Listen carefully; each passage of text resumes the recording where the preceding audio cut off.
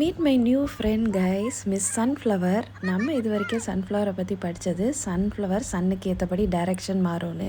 ஆனால் இங்கே அதிசயத்தை பாருங்கள், சன்னை பார்த்து ஷை ஆகி சன்னுக்கு ஆப்போசிட் டைரெக்ஷனில் கரெக்டாக நின்றுட்டுருக்கு இந்த சன்ஃப்ளவர்ஸ்.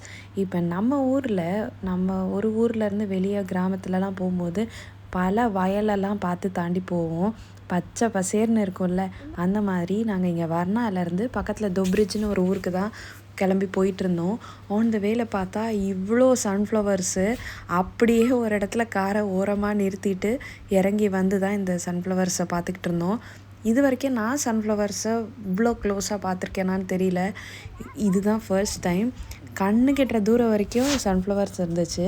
அதுவும் சன்ஃப்ளவர்ஸை நம்ம பாட்னிலலாம் படிப்போம்ல, ஸ்டேஜஸ் ஆஃப் சன்ஃப்ளவர் அப்படின்ற மாதிரி ஃபஸ்ட்டு பட் ஃபேஸில் எப்படி இருக்குது, அதுக்கப்புறம் கொஞ்சம் விரிஞ்சப்புறம் எப்படி இருக்கும், நல்லா விரிஞ்சப்புறம் எப்படி இருக்கும்னு பல ஸ்டேஜஸை நான் இங்கே ஒரே இடத்துல பார்த்தேன்.